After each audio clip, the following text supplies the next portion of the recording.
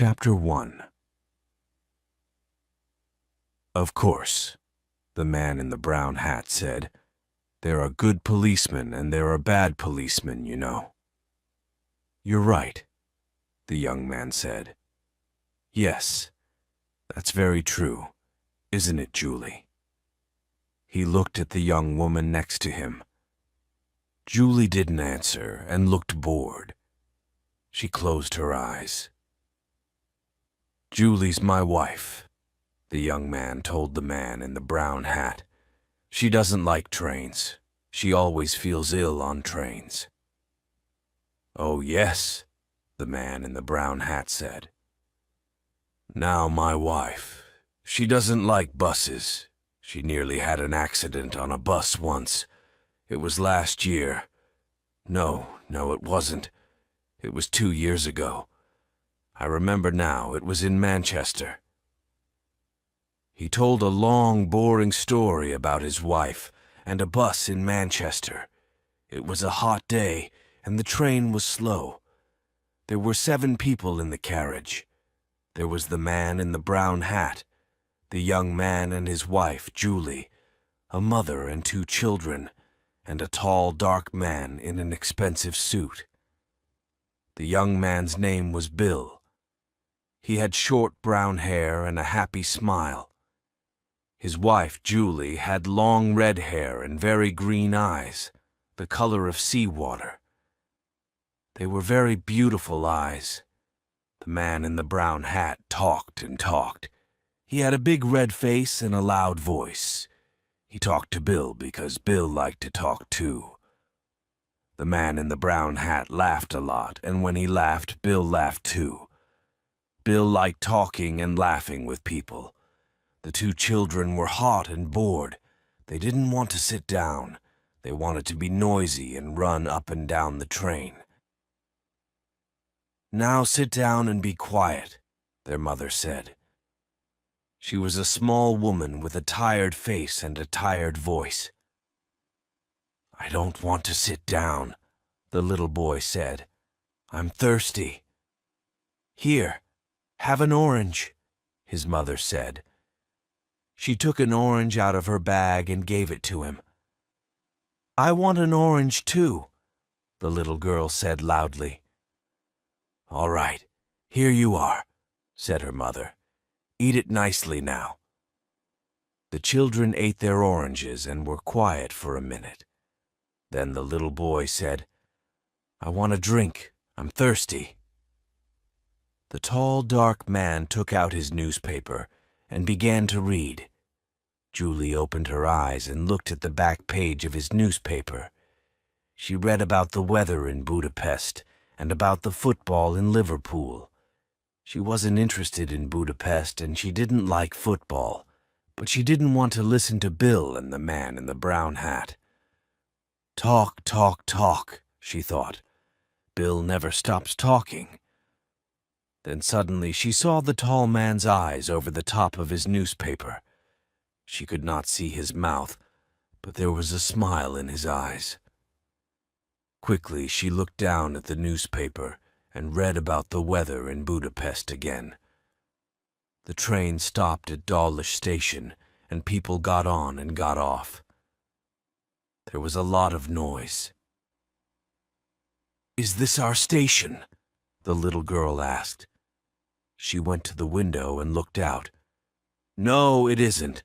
Now sit down, her mother said. We're going to Penzance, the little girl told Bill, for our holidays. Yes, her mother said. My sister's got a little hotel by the sea. We're staying there. It's cheap, you see. Yes, the man in the brown hat said. It's a nice town. I know a man there. He's got a restaurant in King Street. A lot of holiday people go there. He makes a lot of money in the summer. He laughed loudly. Yes, he said again. You can have a nice holiday in Penzance. We're going to St. Austell, Bill said. Me and Julie. It's our first holiday. Julie wanted to go to Spain, but I like St. Austell. I always go there for my holidays. It's nice in August. You can have a good time there too. Julie looked out of the window. Where is Budapest? She thought. I want to go there. I want to go to Vienna, to Paris, to Rome, to Athens. Her green eyes were bored and angry. Through the window she watched the little villages and hills of England. The man in the brown hat looked at Julie. You're right, he said to Bill. You can have a good time on holiday in England. We always go to Brighton, me and the wife. But the weather. We went one year and it rained every day. Morning, afternoon, and night. It's true. It never stopped raining. He laughed loudly. We nearly went home after the first week. Bill laughed too. What did you do all day then? He asked. Julie read about the weather in Budapest for the third time. Then she looked at the tall man's hands. They were long brown hands, very clean. Nice hands, she thought. He wore a very expensive Japanese watch. Japan, she thought. I'd like to go to Japan. She looked up and saw the man's eyes again over the top of his newspaper. This time she did not look away. Green eyes looked into dark brown eyes for a long, slow minute. After Newton Abbot Station, the guard came into the carriage to look at their tickets. Now then, he said, where are we all going? This train's late, the man in the brown hat said. 20 minutes late by my watch. 10 minutes, the guard said. That's all. He smiled at Julie. The tall, dark man put his newspaper down, found his ticket, and gave it to the guard. The guard looked at it. You're all right, sir, he said. The boat doesn't leave Plymouth before 6 o'clock. You've got lots of time. The tall man smiled, put his ticket back in his pocket, and opened his newspaper again. Julie didn't look at him. A boat, she thought. He's taking a boat from Plymouth. Where's he going? She looked at him again with her long green eyes. He read his newspaper and didn't look at her, but his eyes smiled. The train stopped at Totnes Station, and more people got on and off. Everybody's going on holiday, Bill said. He laughed. It's going to be wonderful. No work for 2 weeks. It's a nice, quiet town, St. Austell.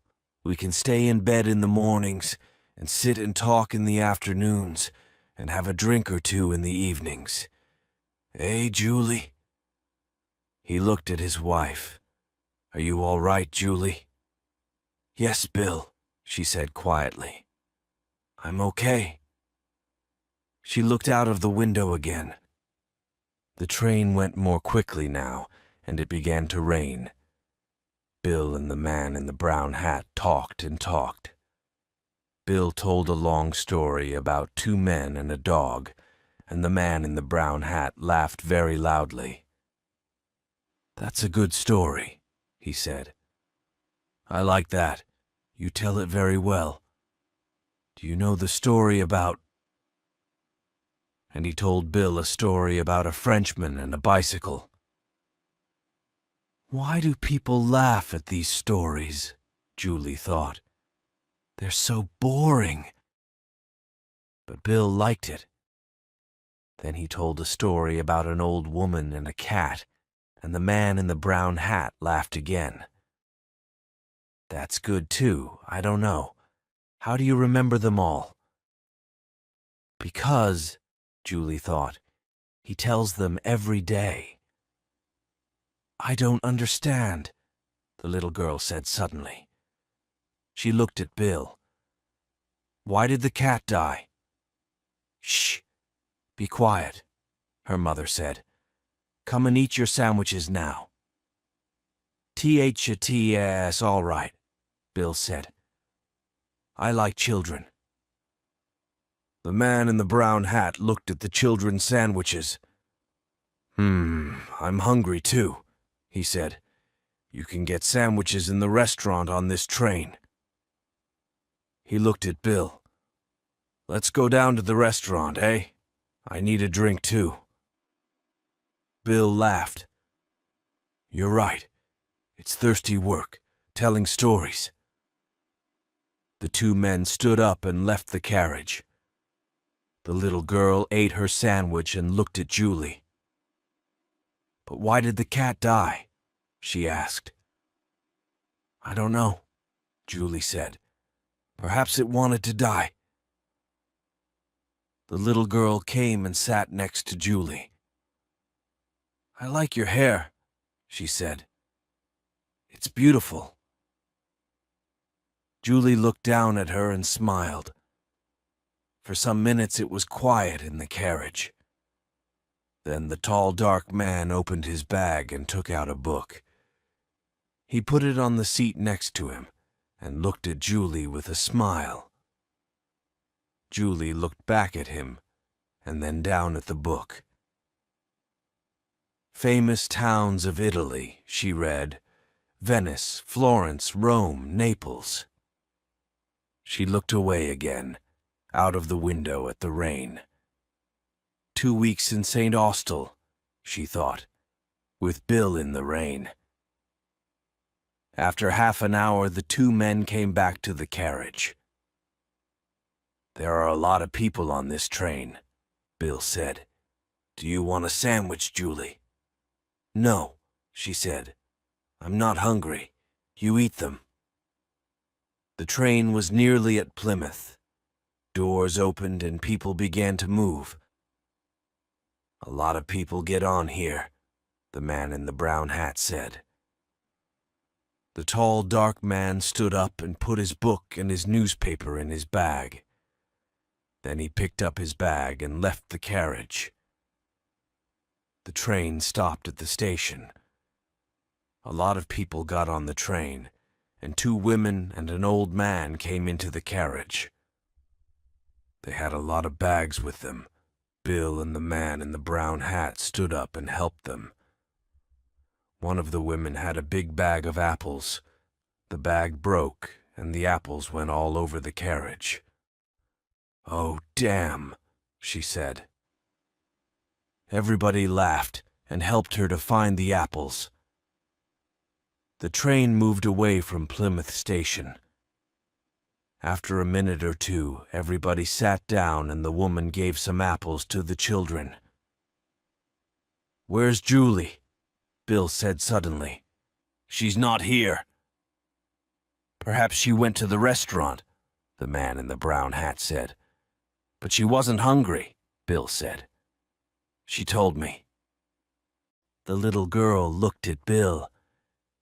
She got off the train at Plymouth, she said.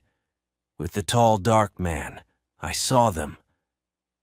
Of course she didn't, Bill said. She's on this train. She didn't get off.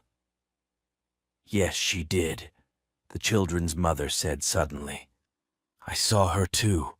The tall man waited for her on the platform. He waited for her. Bill's mouth was open. But he read his newspaper all the time. He didn't talk to Julie, and she never talked to him. They didn't say a word. People don't always need words, young man, the children's mother said. But she's my wife. Bill's face was red and angry. She can't do that, he said loudly. He stood up. I'm going to stop the train. Everybody looked at him, and the 2 children laughed. No, the man in the brown hat said. No, you don't want to do that. Sit down and eat your sandwiches, my friend. But I don't understand. Why did she go? What am I going to do? Bill's face was very unhappy. After a second or two, he sat down again. What am I going to do? He said again. Nothing, the man in the brown hat said. He ate his sandwich slowly. Go and have your holiday in St. Austell. You can have a good time there. Forget about Julie, those green eyes now. He took out a second sandwich and began to eat it. I knew a woman once with green eyes. She gave me a very bad time. No, you want to forget about Julie.